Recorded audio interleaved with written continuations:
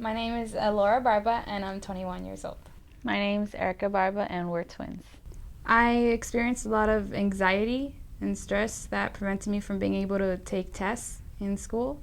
So when I changed from a pediatric doctor to a primary doctor, I brought this issue up with her, and she started doing an exam on my throat, and she recommended that I go in for a ultrasound. From what I've read, there's various symptoms for thyroid cancer, but I hardly had any. It was mostly just stress levels. I was kind of surprised in finding out that we both got diagnosed as twins, because my family doesn't know if we're identical or fraternal. So I was like, oh, this must mean we're identical twins then. And so we were going into it more. And I actually asked Dr. Kwan if we can find out if this is a genetic thing or environmental thing. I thought that was kind of interesting because we've grown up together, so it can be both. It can be genetic or it can be environmental. My symptoms, I based them off of my sister because I previously saw what she was going through, and I realized that I started getting really bad test anxiety. So I figured, oh, I'm just going to go and ask my doctor. And then my primary doctor, who I had at the time, because I mentioned that my sister had it, she said, oh, we'll just go check, just to double check. I doubt you don't have anything, because they didn't feel anything in my lump, like no lumps compared to my sister. So they did a biopsy. No, first they did an ultrasound, and they found a very tiny nodule. But since they just want to be safe, they sent me to Dr. Kwan to get a biopsy, and then they found out that I had cancer, but it was a very small chance. They didn't think that I was going to have anything, but it came out positive in the end. My treatment involved having to go in, from the very start, ultrasound.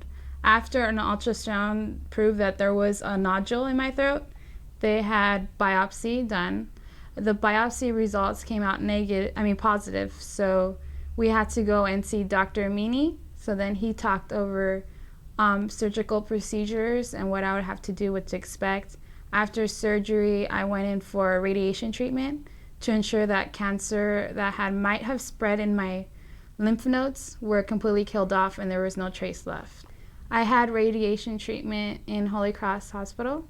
My reaction was, I saw my sister already, and I knew that I can do it because she was able to do it before me. And then because mine was so tiny, I think mine was 5 times smaller than my sister's was. So I figured if she can do it, then I can do it. And then she was there for me, so I knew that she'll be there. He was nice. I actually went in with my dad, so he saw him and he was like, oh, I know you. You're my patient. And so then he saw me, he goes, didn't I do surgery on you already? And then he goes, oh no, you're the twin of my other patient.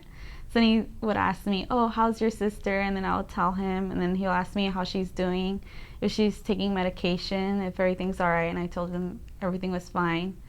And then he would ask me, oh, he told me the same thing, oh, if you want, I'm going to make your scar even smaller because I don't want to have to do a big cut, because usually the cut's from all across your neck for thyroid cancer. But he changed that. Dr. Meany, my worries, because he always had a big smile. And then he'll be like, oh, okay, everything's going to be all right. You guys are young. You guys are going to do well. Most people who get diagnosed with thyroid cancer are older. They have a hard time healing, but you guys are young. You're going to do fine. So he would always reassure us. The nurses would always ask us if we were all right. And then Dr. Meany would come in and double check and ask us how we're feeling. And then at one time, we both came in. So he had compared our cases together, checking our scars, taking pictures, showing the difference from 2 years to right after I had mine. And then he'd always ask us questions because we didn't have previous history in our family of thyroid cancer. So he'll always ask if we're feeling all right, if we have any changes in our voices, anything like that, because that can be an effect after surgery. Now I'm very healthy. I keep up to date with doctor visits, getting blood drawn to make sure my levels are fine. I take Synthroid every day to have hormone levels, since I did have my whole thyroid removed. I have to have yearly checkups to ensure that there's no regrowths, and just keeping on top of everything with my health. I'm doing good. I'm doing well. I was just told that I don't need to take synthroid hormones. So half of my hormones, well, my thyroid's doing well. It's keeping my hormone level normal. This has changed my plans for life because before I was kind of always interested in the medical field, but not, it was just something that was very interesting. And I didn't really think of it as a career field until this happened and I witnessed what it was like to be a patient. And I wanted to have a good positive impact on a patient when they were going through something this scary. And then I thought, well, there's public health education, and that's talking about advocating for making sure you're healthy before anything bad happens, ensuring that you catch something before it gets worse.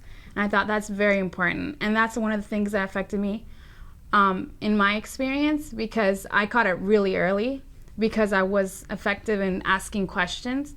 So I thought, oh, I want to be a public health educator. So now I'm going to school to educate individuals and advocate for going to go see doctors and being on top of your health and noticing your symptoms. And I actually want to focus on the subject of cancer too. It's changed my life because after Alora's, I knew that it was important to get checked. So whenever I have little things I notice, I automatically go to my doctor and ask her questions to make sure. And then because I was already diagnosed with such a little nodule of thyroid cancer, and because I still have half of mine, they're worried that it might come back. So I go back every year and get an ultrasound to double check to see if everything's fine.